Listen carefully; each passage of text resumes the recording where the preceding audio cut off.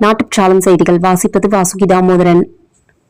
நேபாளம் நுவாகோட் திபெத்தில் பிரம்மாண்ட பனிப்பாறை உருகி வந்த தண்ணீர் அங்குள்ள ஏரியில் உடைப்பு ஏற்பட்டு அதிக அளவு நீர் நேபாளத்தில் உள்ள கோசி ஆற்றில் கலந்து திடீர் வெள்ளப்பெருக்கு ஏற்பட்டு குடியிருப்பு பகுதிகளை சேரும் சகதியுமாக வெள்ளம் சூழ்ந்து மக்களின் அன்றாட வாழ்க்கையை பாதித்துள்ளது. அமெரிக்கா, பிரான்ஸ் போன்ற வல்லரசு நாடுகள் பல கோடிகளை செலவழித்து இது எங்களுக்கு சாத்தியமில்லை என்று கைவிட்ட ஒரு அதிநவீன அணுசக்தியை தொழில்நுட்பத்தை நமது இந்திய விஞ்ஞானிகள் சாதித்து காட்டியுள்ளனர். இந்த சாதனை வெறும் இயந்திரங்களின் வெற்றியல்ல, இது இந்தியாவின் பெருமை. நமது விஞ்ஞானிகளின் பல சகாப்தங்களாக காலதவம். ஏப்ரல் 6, 2026 அன்று கல்பாக்கத்தில் உள்ள PFPR அணு உலை தனது முதல் கிரிட்டிகாலிட்டி தடையற்ற தொடர் அணுவினை நிலையை அடைந்து வெற்றி பெற்றது. இது உலகளாவிய அளவில் ஒரு மாபெரும் சாதனை. கல்பாக்கம் விஞ்ஞானிகளின் இந்த வெற்றியை இந்தியாவால் முடியுமா என்று கேட்ட உலகத்தின் முன் இந்தியாவால் மட்டுமே முடியும் என நிரூபித்த விஞ்ஞானிகளுக்கு நமது ராயல் சல்யூட்.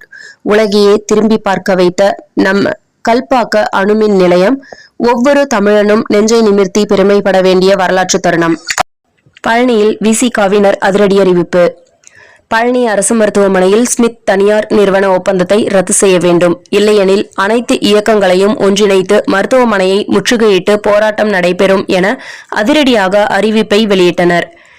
வேலை இழந்து வறுமையில் வாடும் 7 நபர்களுக்கு உடனடியாக பணி நியமன ஆணை வழங்க வேண்டும் என அறிவிப்பு. நேபாளத்தில் ஏற்பட்ட திடீர் வெள்ளப்பெருக்கில் India, Australia, America, Malaysia, Britain, South Africa, Netherlands ஆகிய 7 நாடுகளை சேர்ந்த 380 சுற்றுலா பயணிகள் மாயம். அதில் 105 இந்தியர்கள் மாயம். அதில் கோவையை சேர்ந்த 5 நபர்களும் மாயம்.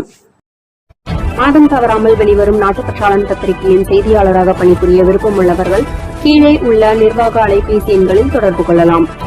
7947789115 மற்றொரு எண் 9944341033. நாட்டுப்பற்றாளன் யூடியூப் சேனலில் விளம்பரம் செய்து பயன்பெறுங்கள்.